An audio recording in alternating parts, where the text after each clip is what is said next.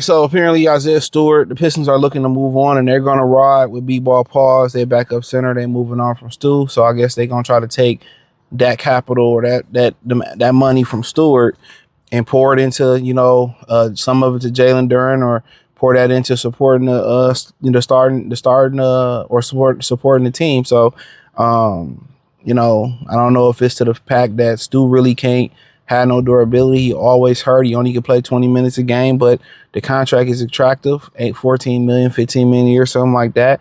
He good at the rim, defending the rim, the attitude that he bring. And, to the point when people think about the attitude of Detroit, they think about him. But at this point, he's an asset. The contract is attractive. He one of the best defensive players. To get something, you got to give up something. And they're moving on. And they see B-Ball Paul, who got good defense, who got good offense, who durable, who been seasoned, who played better than both of those guys in the playoffs. They rolling with them. So check out Detroit Pistons Talk playlist. Thumbs up the video, share the video, subscribe to the channel. Appreciate the love, support. Do I got an issue with it? Nah.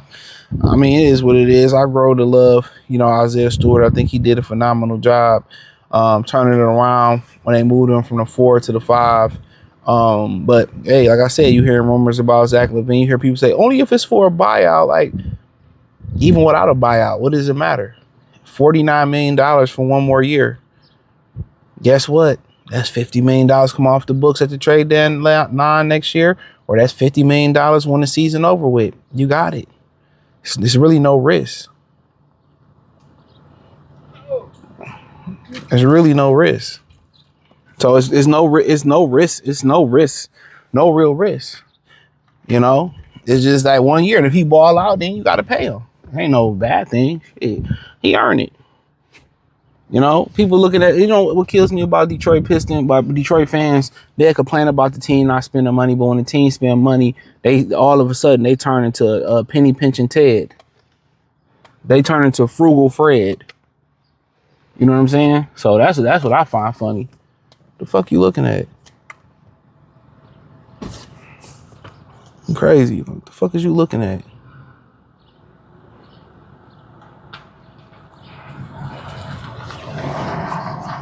So yeah, that's my opinion on it, but it is what it is. But yeah, you got to give them. People just think you can trade for something and not give up nothing. That's the crazy thing about it. You can trade for something and not give up shit. How can I trade for something of value, but I don't give up nothing but a pick or this or that and the third? No. You got to give up something. So, but in general, I ain't knocking it, bro. I ain't mad with B-Ball Paul. They probably add another big in there to help them out. But yeah, it's Duren turn to step up. They're going to take some of them assets, put it at the wing, put it at the guard, put it at the forward position, and that's going to be what it is. That's going to be what it is. So I ain't really tripping on it. But Stu was the credibility, was kind of the character of the team, the flow of the team. But like I said before, Hollins can be gone. Some Karras can be gone. A couple of other guys can be gone too, man. So yeah, hey, they gotta shift this roster. If you got an attractive asset, that money is the contract is attractive, and he's an attractive, gotta do what you gotta do. So yeah, it's fucked up to be the outside guy looking in if you beat Stu, but it's life. So the way it goes. So, Pistons gave up Andrew Danley. People in the city was mad. I remember they traded Bobby Seward and them to get Rasheed Wallace. Like, damn, I like Bobby Seward, but had to be done to get over the hump to win a championship. That's just what it is. That's what it is. So, Paul Reed is shown to be an asset. He showed to be your best big fella in the playoffs. I mean, come on, you got to reward that. Do we need to continue to split time for him and Stu? No, he was there and Stu wasn't. Stu doing all that hoop line and getting suspended, and then you come back and you still hurt. Always hurt. You can't play 30, 40 minutes every now and again. He barely can play the 20 ball. No disrespect. So it is what it is. So if he going to Sacramento, he going to Miami, going to New Orleans, I wish him nothing but the best of the luck. But, in general, it's gonna be very interesting, bro. It's gonna be very, very interesting to see where we at with these teams. We're the team. We affiliated with everybody. Austin Reeves, Tyler Hero, Trey Murphy, Lori Marketing, Zach Levine, Kobe White, Isaiah Joe.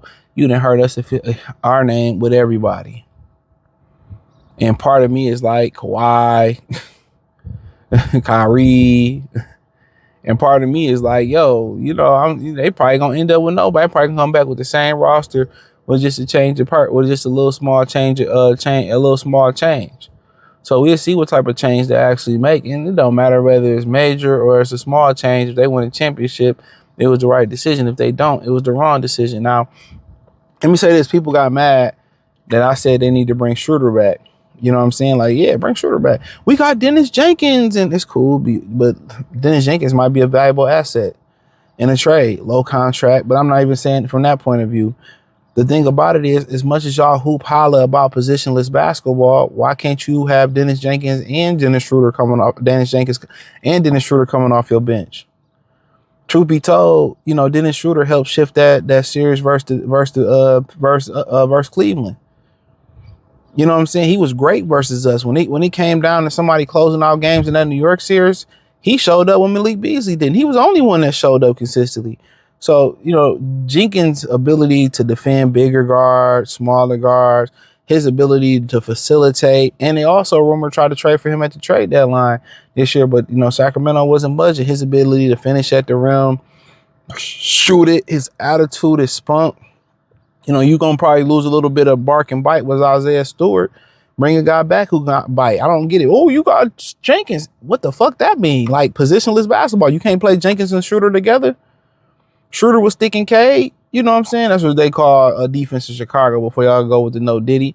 He could defend both point guards and shooting guards. And like I said, if I'm San Antonio, I'm looking to get Dennis Schroder because you need somebody who's a true point guard who can handle the ball. One thing about Schroder in those situations, you can give him the ball. He's going to take care of the ball, and you won't have what happened with De'Aaron Fox. You won't have those lapses that you have with Dennis Jenkins. And also, he can be a great mentor to Dennis Jenkins. So people just thinking, oh, I only can have Jenkins and not have Schroder. You can make it work. You can make it work. People don't understand. You can make that shit work. Like, I don't get it where people think, oh, you only can have Dennis or Dennis or Schroder or Jenkins. Like, no. Jenkins literally don't make no money. No disrespect to him, but compared to what other people make. So that's just my opinion on it, man. My opinion, like, you got somebody who's a rare breed who who can score, who can defend, who got the attitude of a Piston, who can finish at the rim, who can close out, who can help close out games, who can protect the ball, don't mind coming off the bench. I mean, that's valuable. Like I said, if he was in that position that De'Aaron Fox was in San Antonio probably had a championship. There's only teams that can use a Dennis Schroder, a guy who understands how to control the maestro and be a floor general, without having the ego and can defend. But hey, maybe I'm just living in a parallel universe. Hit the link in the description. Join the Patreon. Find me on X, Facebook, Kick, Twitch, Instagram, the whole nine.